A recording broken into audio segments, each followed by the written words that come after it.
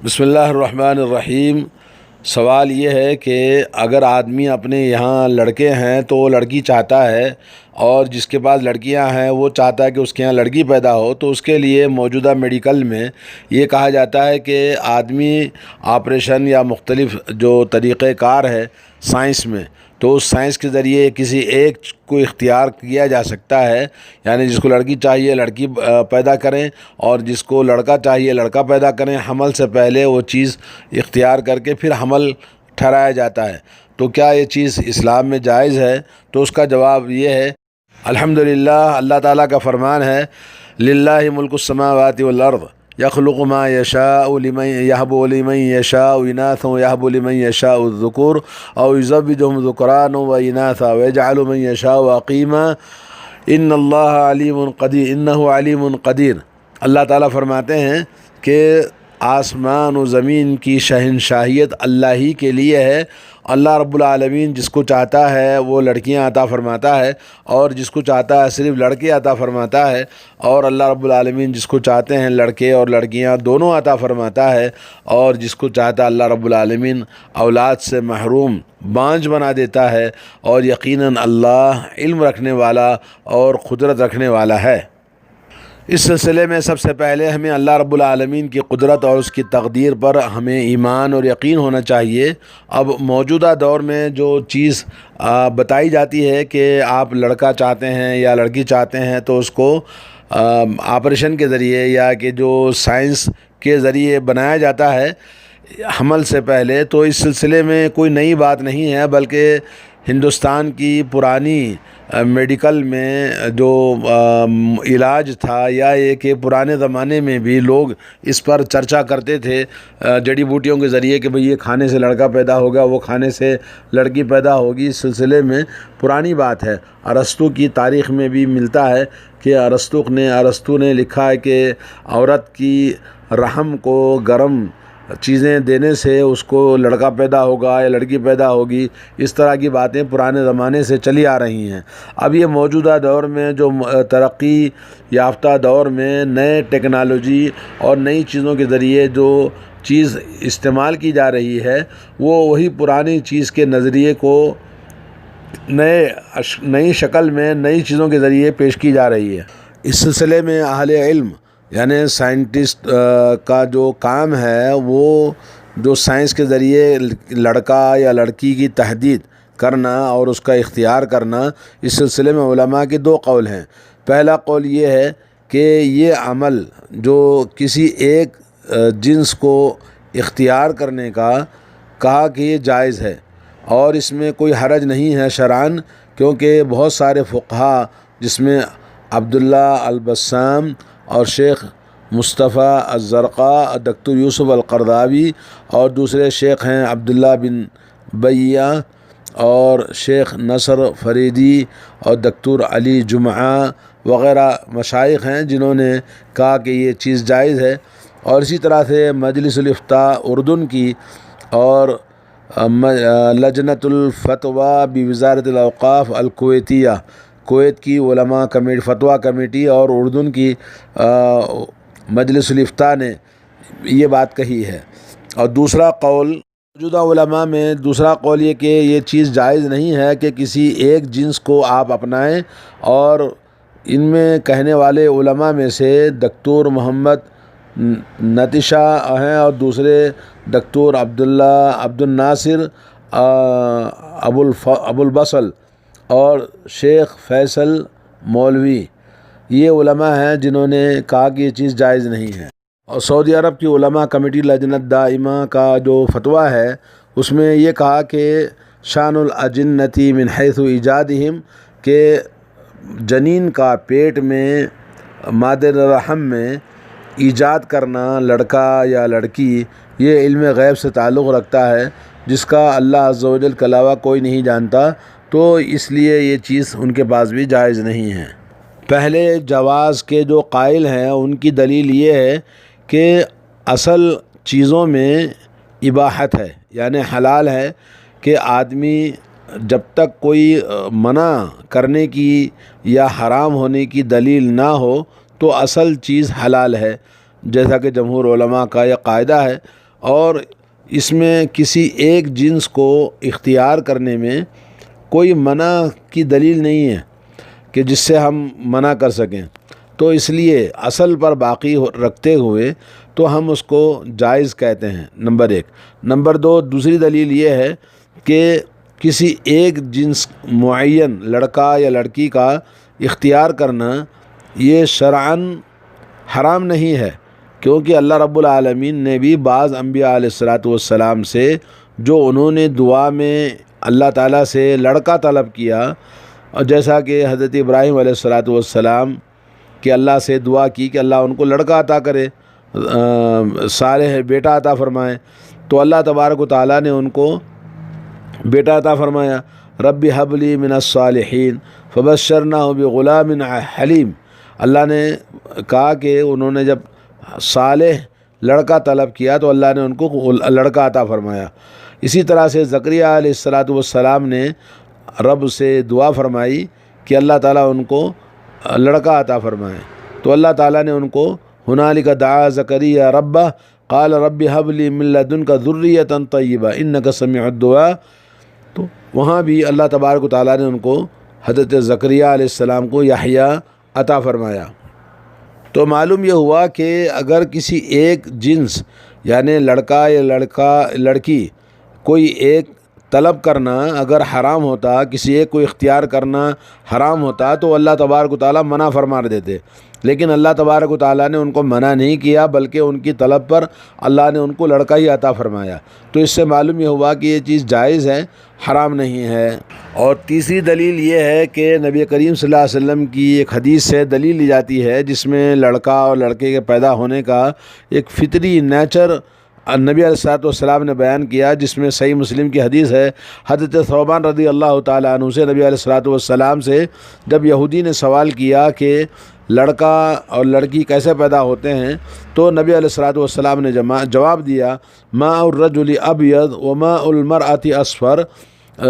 آدمی کی منی جو ہے وہ سفید ہوتی ہے مرد کی، اور عورت کی منی وہ پیلی ہوتی ہے۔ فَإِذَا اجْتَمَعَا، جب دونوں منی جمع ہوتے ہیں رحم میں، تو اس وقت جب مرد کی منی غالب آتی ہے عورت کی منی پر تو وہاں اللہ کے حکم سے لڑکا پیدا ہوتا ہے، اور جب عورت کی منی غالب آتی ہے مرد کی منی پر تو اللہ کے حکم سے اللہ تبارک و تعالیٰ لڑکی پیدا فرماتا ہے۔ تو یہ دلالت کرتی ہے اس بات پر کہ فطری اور طبعی طور پر اس میں کسی ایک چیز کو اختیار کرنا وہ اسباب ہیں جس میں آدمی کو بھی حق ہے کہ وہ لڑکی یا لڑکا اختیار کرے، کیونکہ وہاں دونوں کی منی جب جمع ہوتی ہے تو اس میں سے ایک منی دوسرے پر غالب آتی ہے تو وہاں لڑکا پیدا ہوتا ہے۔ اگر یہ چیز نبی علیہ السلام یہ کہہ دیتے کہ یہ کسی کا علم نہیں ہے، اللہ تعالیٰ جس کو جو چاہتا ہے وہ عطا فرماتا ہے، تو ہم کہہ سکتے تھے، لیکن جہاں اللہ کے نبی صلی اللہ علیہ وسلم نے سبب بتایا ہے تو وہاں کسی ایک کو اختیار کرنا اسی طرح سے جائز ہے۔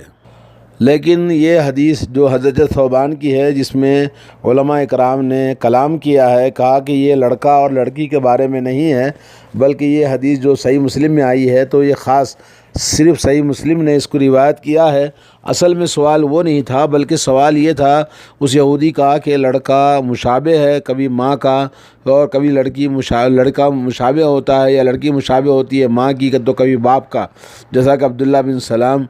کا سوال تھا حدیث کے اندر جو متفق علیہ حدیث ہے۔ تو اس میں مشابہت کی بات کی گئی ہے، نہ کہ لڑکا اور لڑکی کے اختیار کی بات کی گئی ہے۔ تو اس میں علماء اکرام نے اس کا جواب دیا ہے، اور اس میں یعنی کوئی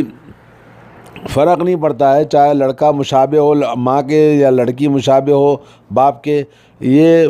اس پر حدیث اصل ہے۔ لیکن اس میں بھی اگر اختیار کیا جائے کہ لڑکا پیدا ہوتا ہے جب مرد کی منی غالب آتی ہے، یا یہ کہ عورت کی منی جب غالب آتی ہے تو لڑکی پیدا ہوتی ہے، یہ بھی اس میں کہنے میں کوئی حرج نہیں ہے، بعض لوگوں نے جواب دیا ہے۔ اور جواز کے قائلین کو رد کرتے ہوئے دوسری دلیل یہ بتائی گئی ہے کہ لڑکا یا لڑکی کا پیدا کرنا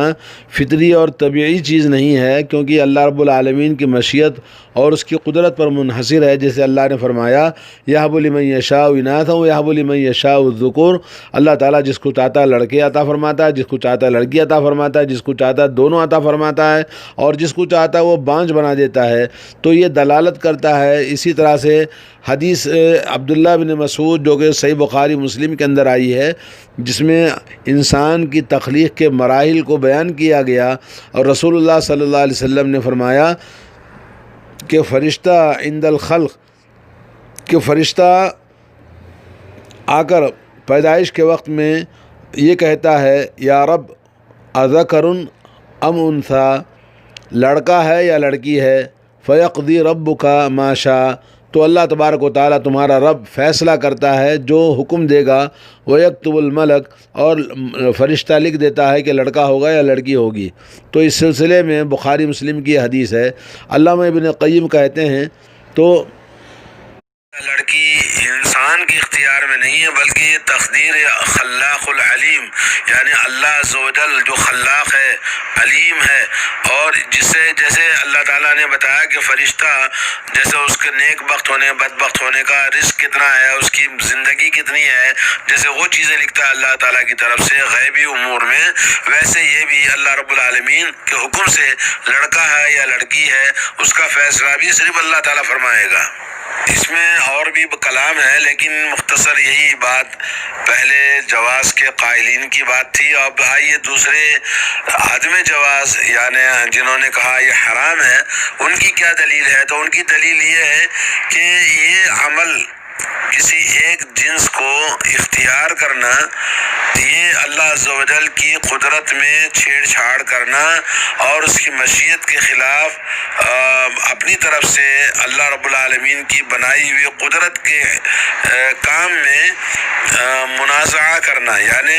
اختلاف کرنا، جو کہ خاص اللہ رب العالمین کا علم ہے ارحام کے بارے میں۔ جیسے اللہ تبارک و تعالیٰ فرماتا ہے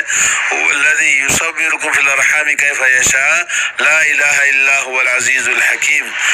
وہی اللہ تبارک و تعالیٰ کی ذات ہے جو رحم میں،